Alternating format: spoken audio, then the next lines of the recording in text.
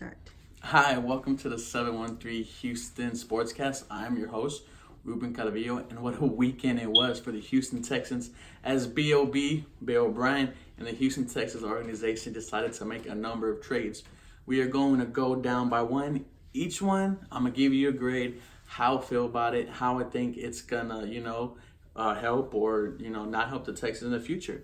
The first trade, which was pretty much the talk, was that the Houston Texans decided to trade star defensive end Jadeveon Clowney to the Seattle Seahawks for pretty much pennies on the dollar. They didn't receive nothing significant in return. They received a third-round pick, Barkevious Mingo, and Jacob Martin. And I know you're wondering the same thing. Who are those guys? Well, Barkevious Mingo was drafted in the first round like 4 or 5 years ago and hasn't really panned out. He's just been a bust. Jacob Martin was a rookie last season, and he didn't really show much until the last. He recorded 3 sacks, 10 tackles, so there's upside there. He's a very young player. I expect Romeo Crennel to add some things in. Maybe he'll play special teams. Maybe he'll have a big role on defense. I mean, who knows? But out of this trade, I just think it was horrible. That's why it's an F, because Clowney was just a freak of nature. He was a stud. He was the best run stopper in the NFL. You put one-on-one on him, and he's gonna beat it every time. He was disrupting offensive linemen.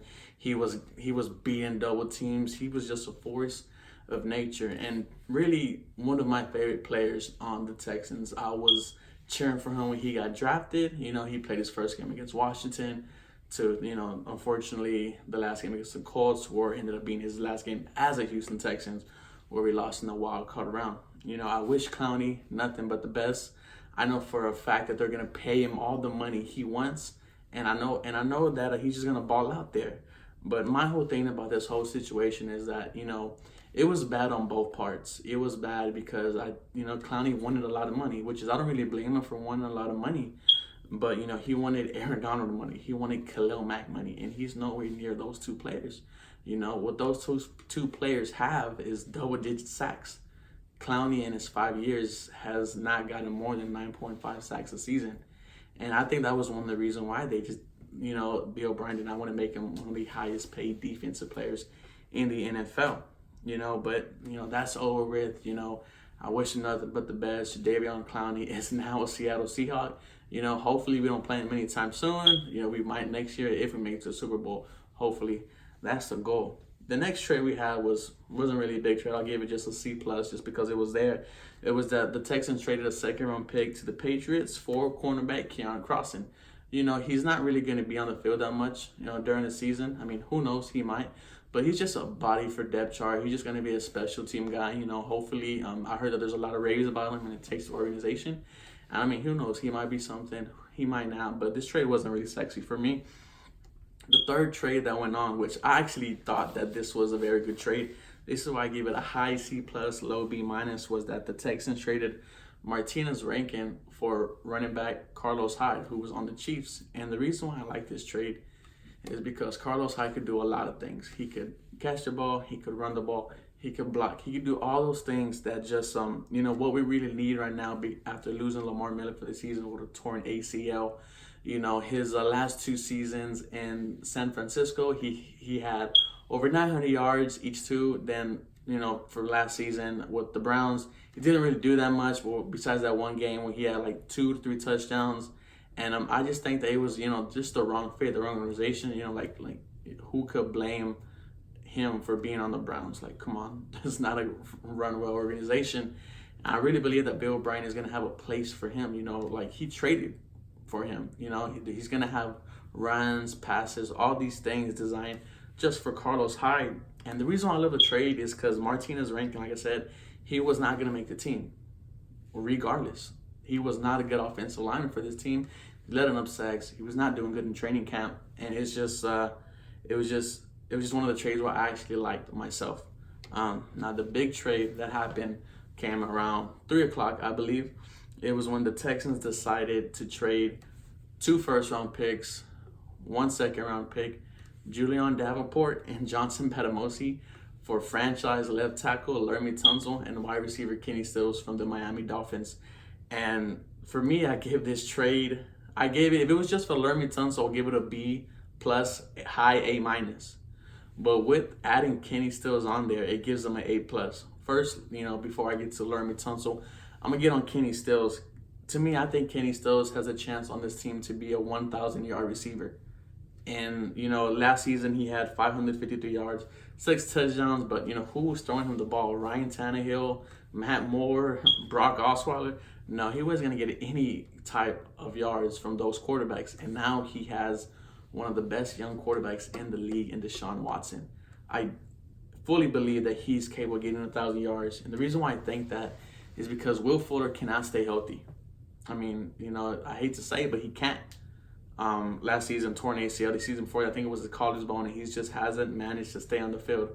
Also, second year wide receiver Keion Crossen. Ever since he's been here, he's been hurt. Hamstring, in his career at Texas Tech, he wasn't really hurt. He even said it himself. This is the first time I've ever been hurt, and since then, it's just been a constant. He's on IR. He's on IR. He'll come back, give you 11-catch game, and then he's back on the IR. So that's why I think Kenny Stills has a bunch of upside for this team.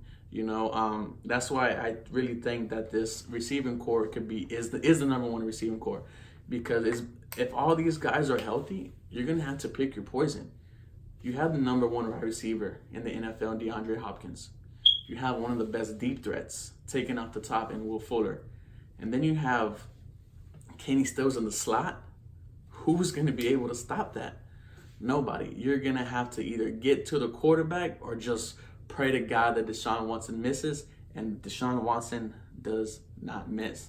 And that's why I gave this trade to A+, adding Kenny Stills. He's a veteran, 27 years old, still in his prime, still has a lot of gas left in him, and I think he could take this team to the top. Now, Laremy Tunsil. For those of you who don't really know who Laremy Tunsil was, he was supposed to be the number one overall draft pick, but his stepfather decided to post a video of himself smoking a gas bong weed mask, and it made him drop. But Laremy Tunsil is just an absolute stud. Last season, the Houston Texans allowed 62 sacks. Watson was killed. Deshaun Watson had to take a bus to Jacksonville because his lungs could not handle the air on an airplane. Imagine that. The man played with a collapsed lung. And what does Bill O'Brien do in his 3 months as GM? He gets a franchise left tackle, Laremy Tunsil, who's great on the run, but also he only allowed 1 sack last season.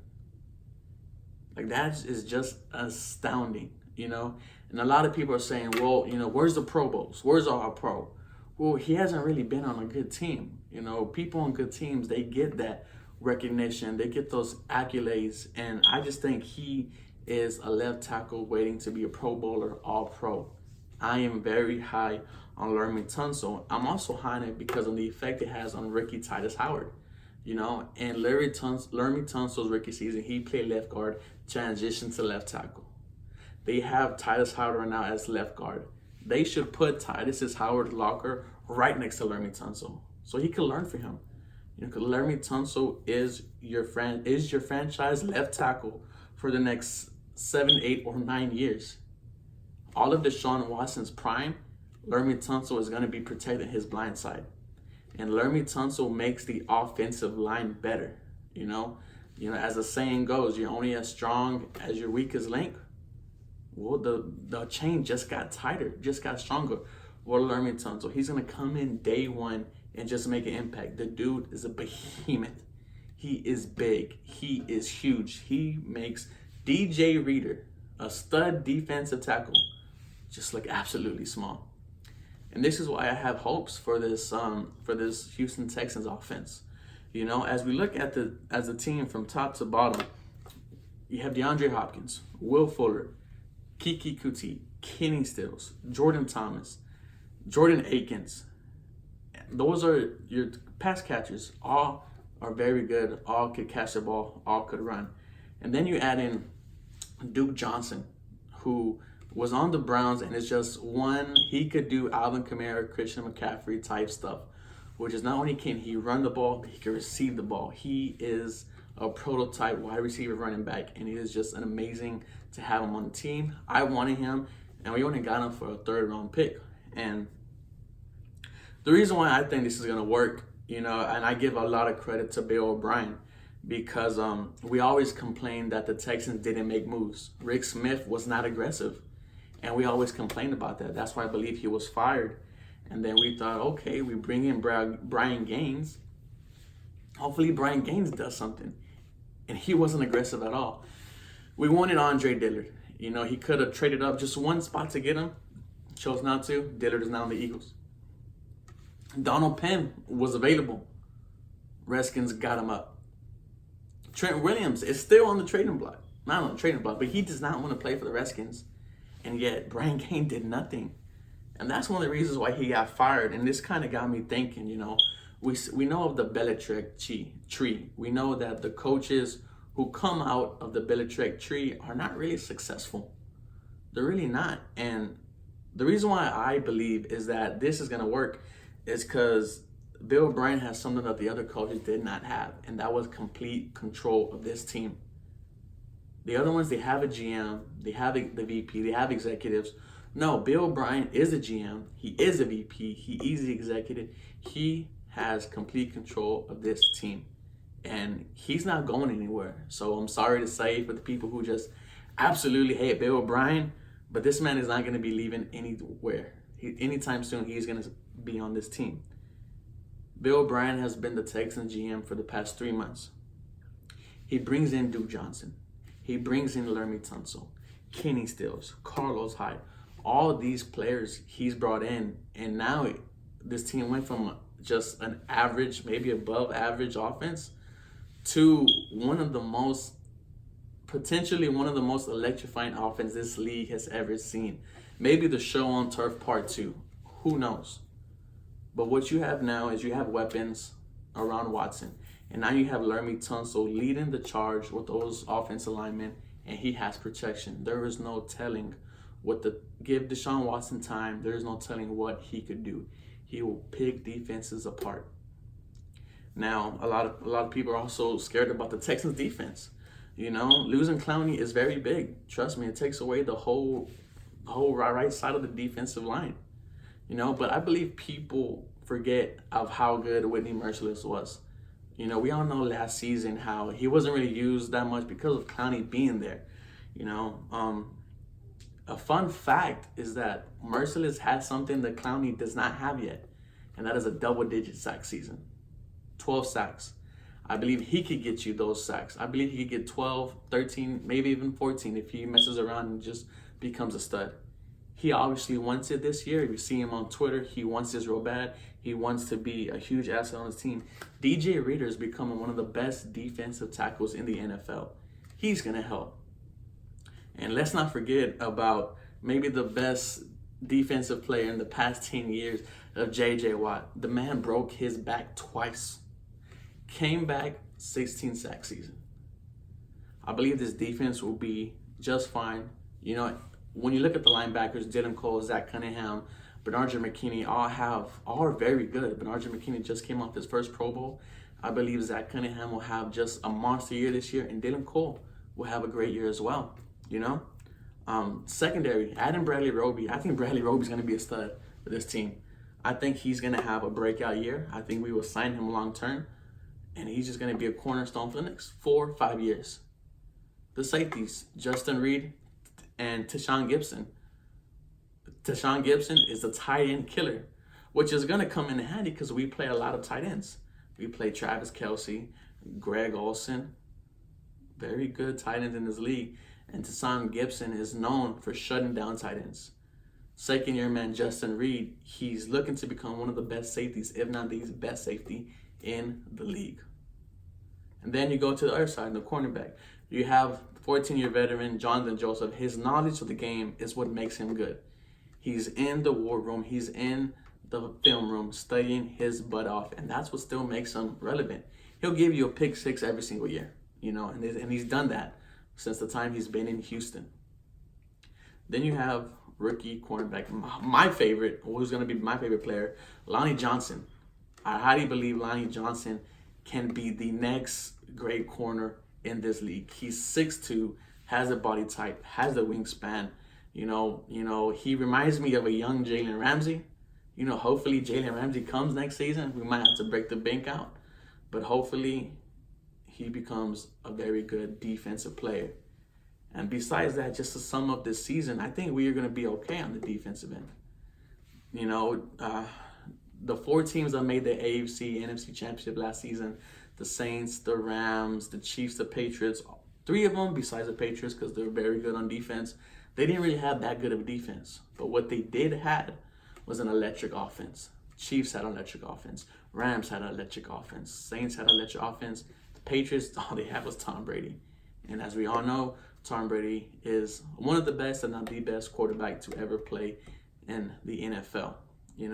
And that pretty much sums it up for this video. I just wanted to go over these trades. Thank you guys for watching. Like, comment, subscribe, anything. This is the first video I've made. I'm sorry for the setup. It's very new. Hopefully, as time goes on, as the season goes on, I'm able to get more stuff. But I really want this to be a different kind of channel. I want to connect with you guys. Feel free to tweet at me, or Facebook. Ruben Calvillo 80, it's in the description. I'm very open, I'm very friendly. Just shoot me a text any single time, and I think this could be one of those very good chats, very good channels where I'm able to just interact with you guys. And hey, who knows, hopefully I end up on ESPN or radios in Houston, but I really want to do this, and I'm really going to put in the time. Thank you guys for watching. Just a few people to shout out. My parents, they've been telling me to do this for a long time. I've always blown them off, and I decided, to do it. My girlfriend Abby, she's been telling me to do this as well. And I just thank you for her. And some of the guys in my text, in my angry depression text and group chat, that's what it's called. Preseason Joe, Mr. Noah, Jonathan C, Big Corey. Thank you guys for helping me out. And as always, go Texans. And we'll see you next time.